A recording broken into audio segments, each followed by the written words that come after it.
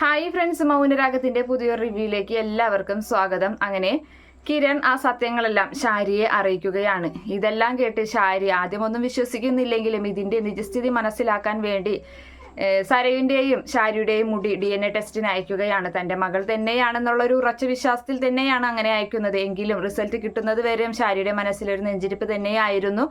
അങ്ങനെ ആ റിസൾട്ട് വരുമ്പോൾ അവൾ പൊട്ടിക്കരയുകയാണ് ചെയ്യുന്നത്. തന്റെ മകളല്ല ഈ സരയു എന്നുള്ളത് അതിന്റെ തെളിവാണ് ആ DNA ടെസ്റ്റിലെ റിസൾട്ടായി വരുന്നത്. അപ്പം അത് കാണുമ്പോൾ ഷാരി പൊട്ടിക്കരഞ്ഞുകൊണ്ട് വേഗം കിരണിന്റെ അരികിലേക്ക് അതുപോലെ തന്നെ രൂപയുടെ അരികിലേക്കൊക്കെ ചെല്ലുന്നുണ്ട്. എന്താണ് യഥാർത്ഥത്തിൽ സംഭവിച്ചത്, തനിക്ക് എവിടെയാണ് തെറ്റ് പറ്റിയത് എന്നൊക്കെ അറിയാനുള്ള ഒരു ആകാംക്ഷയോട് കൂടി അങ്ങനെ അവിടെ എത്തുമ്പോൾ രാഹുലിന്റെ എല്ലാ ചതികളും, കുഞ്ഞിനെ മാറ്റിയത് ഉൾപ്പെടെയുള്ള എല്ലാ കാര്യങ്ങളും പറയുന്നുണ്ട്. അതുപോലെ തന്നെ സരയുന്റെ അച്ഛൻ രാഹുലല്ല, സരയുന്റെ അച്ഛൻ സേനനല്ല, അത് രാഹുൽ തന്നെയാണ്.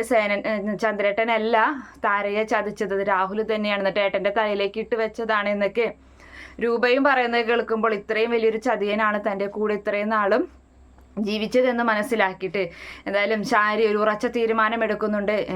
കിരണിന്റെ ഒക്കെ കൂടെ നിന്നിട്ട് അയാൾക്ക് നല്ലൊരു പണി കൊടുക്കാൻ, അയാളെ കൊല്ലാൻ വരെ തയ്യാറാകുന്നുണ്ട് ഷാരി. എന്തായാലും രൂപ ഇങ്ങനെ ഒരു കള്ളം പറഞ്ഞിട്ടാണ് അയാളെ പറ്റിക്കുന്നതെങ്കിലും അതൊക്കെ തന്നെ മനസ്സിൽ ഒളിച്ചു വെക്കുകയാണ്. ഇതിലും വലിയ ശിക്ഷ അയാൾക്ക് കൊടുക്കണമെന്നൊരൊറ്റ ഉദ്ദേശത്തോടു കൂടി തന്നെ അതിനുശേഷം താരയോട് ചെയ്ത ആ ഒരു കാര്യങ്ങളൊക്കെ തന്നെ ഷാരി ആലോചിക്കുകയാണ്. താൻ ഓരോ പ്രാവശ്യവും താര തൻ്റെ വീട്ടിലേക്ക് മകളെ കാണണമെന്നാവശ്യപ്പെട്ട് വന്നപ്പോൾ ചിറക്കിയതും തല്ലിയതുമായിട്ടുള്ള അങ്ങനെ എല്ലാ കാര്യങ്ങളും ആലോചിക്കുമ്പോൾ താരയെ നേരിൽ കണ്ടുകൊണ്ട് അതിനെല്ലാത്തിനും മാപ്പ് പറയുകയാണ്. അങ്ങനെ താരയ്ക്ക് തൻ്റെ മകളെ കാണണമെന്നുള്ള ഒരു ആവശ്യം പല സമയങ്ങളായി പലപ്പോഴായിട്ട് താരയുടെ മുന്നിലേക്ക് സരയുവിനെ എത്തിച്ചു കൊടുക്കുന്നുണ്ട്. അങ്ങനെ സരയുവിനെ കാണാനുള്ളൊരു അവസരം നമ്മുടെ ഷാരി തന്നെ ഉണ്ടാക്കുകയാണ്.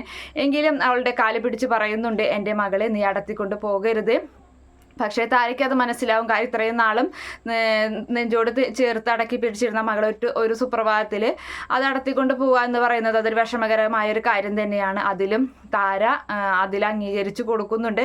എങ്കിലും മകളെ കാണാനുള്ള അവസരങ്ങളെല്ലാം തന്നെ താരയ്ക്ക് ഷാരി ഒരുക്കി കൊടുക്കുകയും ചെയ്യുന്നുണ്ട്, സരയു അറിയാതെ തന്നെ. Okay friends, bye, thank U.